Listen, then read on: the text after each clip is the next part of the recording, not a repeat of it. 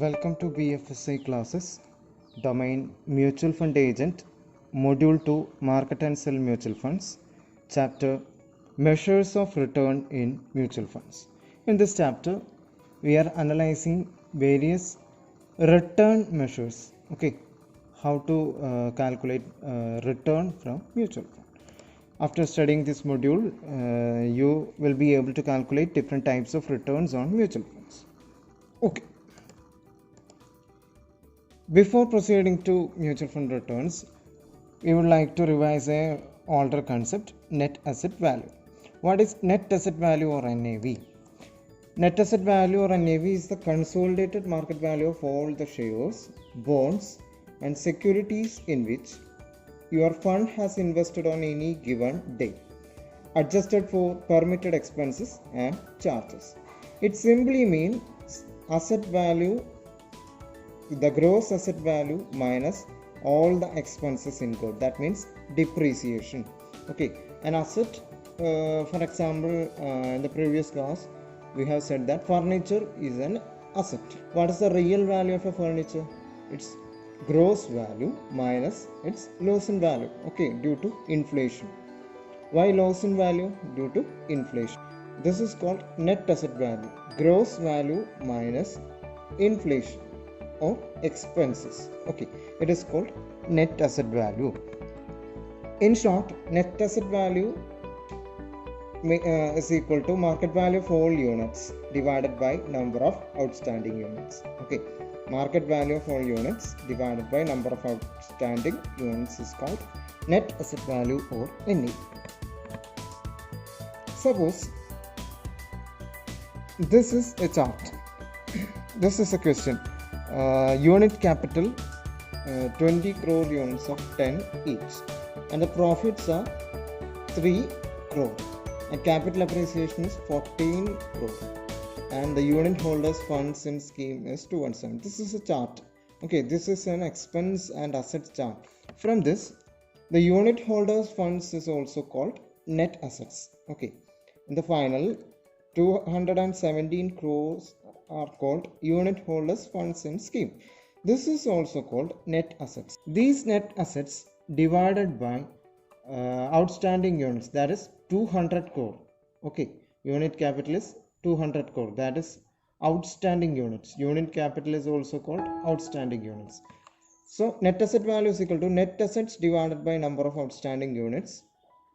Okay, it is 217 by 20 is equal to 10.85 per unit. Okay, 10.85 crore per unit. What does this mean? What is the meaning? We can look at the meaning of the net asset value. Higher the interest, dividend and capital gains earned by the scheme, higher would be the NAV. That means when interest, dividend and capital gains are higher, okay, the value of NAV will be higher. Second one, higher the appreciation in the investment portfolio, higher would be the NAV. That means when appreciation is the rise in the price, okay, a rise in the price of that share is higher, the NAV will also make higher. Third point is lower the expenses, higher would be the NAV. When expenses, depreciation is less, okay, the value of NAV will be higher.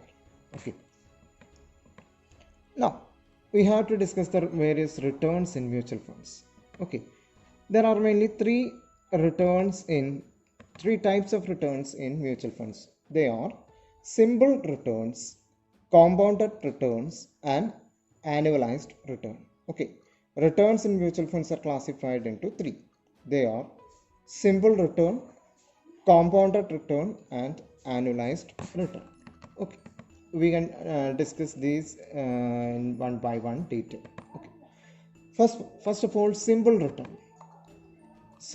For example, we take an initial value 20 per unit of share, okay, and the final value 24 rupees per unit is the final value of an asset.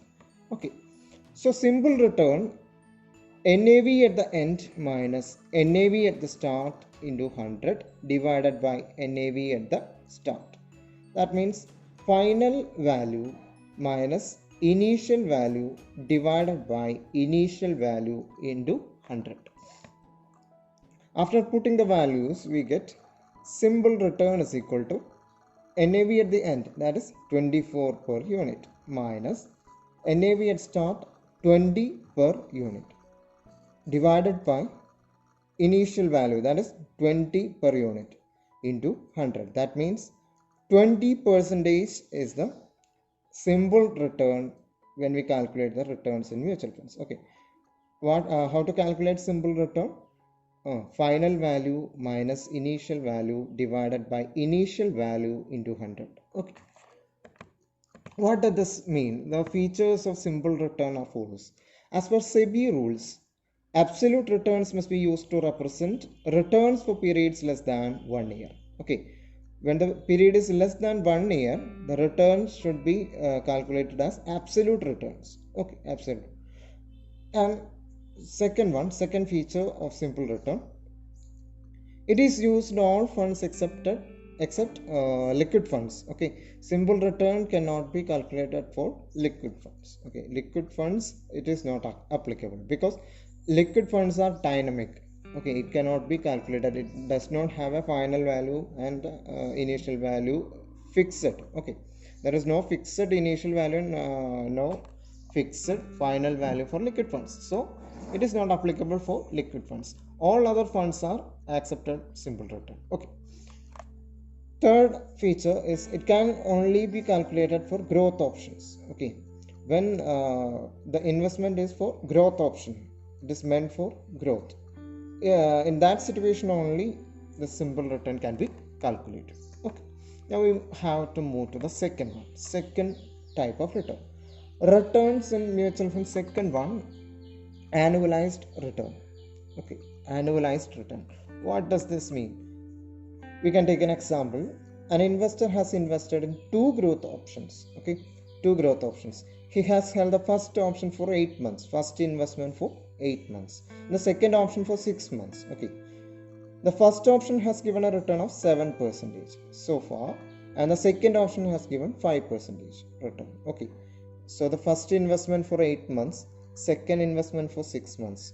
First rate of return is 7%. Second option have a rate of return of 5%. Okay, then compare these returns. The comparison of this return or annualized return is equal to absolute return into the annualized factor, that is 365 by n or 12 by n. Okay, we can discuss in the detail. Where n period of investment. Okay, n is the period of investment. We can look at the first investment, that is rate of return is 7%. Okay, into 12 divided by period of months is 8 months. Okay, n is the period of investment, that's for 8 months. Okay, 7% into 12 divided by 8, that is 10.5%. For the first option investment, there is a 10.5% annualized return. That means the return is annualized. When we multiply the return with 12, it becomes annualized. For example, when our monthly salary is 10,000, okay, when we multiply it with 12, we will get the salary of an year. Okay, simple. Just like that. Then second one, investment 2. Same logic is applied in the investment, second investment. In the second investment, 5% into 12 divided by 6. Okay, 5% into 12 divided by 6, that is 10% is the return, annualized return for a second investment. So we get 10.5% annualized return the first option and 10% in the second option. What are the features of annualized return? Annualized return is used to compare the returns of two different time periods. When the investment occurs for two different time periods, we analyze the annualized return. Okay. Then second one, SEBI permits the annualization of returns from liquid funds for period less than a year. Okay. when liquid funds are there. Okay, when we applied in the liquid funds, it is the period of less than 1 year, the annualized return is calculated. Okay, then third one, it is calculated only for growth options. Okay, growth options, for growth options only, not income options. Okay, not, yeah, it is not used in the income options, it is only used in the growth option. Okay. The third classification is compounded return. What do you mean by compounded return? We can look at the example. An investor invested rupees 2000 in a growth option and reinvested the returns. Okay, he reinvested, not two investments. First investment invested and second one he invested. In 2 years time, this investment has grown to rupees 8000. So how do we calculate the return? Okay, the compounded return is equal to last value, final value divided by initial value whole raised to 1 by n minus 1, where LV is the value, is later value is the value at the end. Okay, final value.